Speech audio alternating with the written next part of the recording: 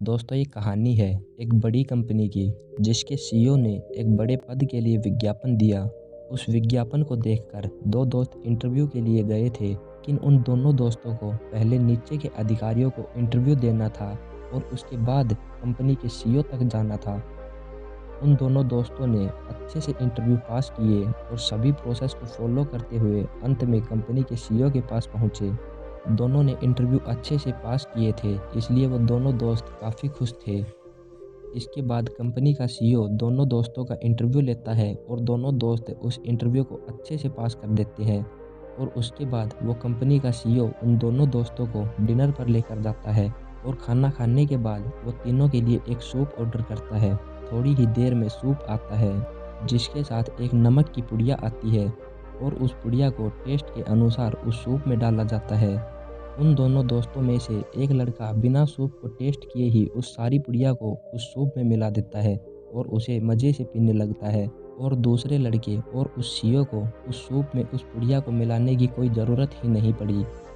कुछ ही देर में उनकी चर्चा ख़त्म हो जाती है और सीईओ कहता है कि कल आपको जॉब कन्फर्मेशन लेटर मिल जाएगा, अब आप जा सकते हैं। वो दोनों दोस्त काफ़ी खुश थे कि दोनों ने अच्छे से सारे इंटरव्यू पास कर दिए और अब उनको जॉब लग ही जाएगी। अगले दिन सीईओ के ऑफिस आने के बाद एक उच्च अधिकारी उस सीईओ के पास गया और कहा कि कल हमने दो काबिल लड़के आपके पास भेजे थे, वो आपको कैसे लगे? आपने उन दोनों को सिलेक्ट किया कि नहीं? सीईओ ने कहा कि मैंने उनमें से किसी एक को ही सिलेक्ट किया है।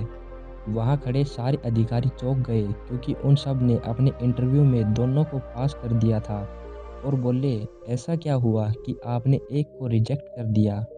फिर सीईओ ने कहा कि जब हम खाने के बाद सूप पी रहे थे तो उनमें से एक लड़के ने बिना सूप को टेस्ट किए ही उस नमक की पुड़िया को उस सूप में डाल दिया। अगर वो सूप को टेस्ट करके डालता तो मैं मानता, पर एक ऐसे इंसान को मैं अपनी कंपनी का हेड कैसे बना सकता हूँ जो बिना कुछ जाने ही डिसीजन लेता है, जो अंदाज़ा लगाकर काम करता है। दूसरे दिन एक लड़के के पास तो जॉब लेटर आता है परंतु दूसरे लड़के के पास नहीं आता। उन दोनों दोस्तों को लगा था कि हमने सारे इंटरव्यू अच्छे से पास किए हैं। फिर दूसरे लड़के को समझ में आता है कि कहीं ना कहीं उससे गलती ज़रूर हुई है जिसके कारण उसकी जॉब नहीं लगी। दोस्तों इस छोटी सी कहानी से हमें सीख मिलती है कि हम लोग अपने जीवन में ये गलती करते हैं। बहुत सी चीज़ों का जवाब हम अंदाज़ा लगा कर ही देते हैं जिसके कारण हम कई बार बड़ी बड़ी उपलब्धियों को पाने में पीछे रह जाते हैं। इसलिए इंसान को अपने जीवन में कभी भी अंदाजे से कदम नहीं रखने चाहिए। बाकी इस वीडियो के लिए चैनल को सब्सक्राइब और वीडियो को लाइक ज़रूर करें और कमेंट करके ज़रूर बताएं कि ये कहानी आपको कैसी लगी। बाकी मैं मिलता हूँ दूसरी वीडियो में, तब तक के लिए जय श्री राम।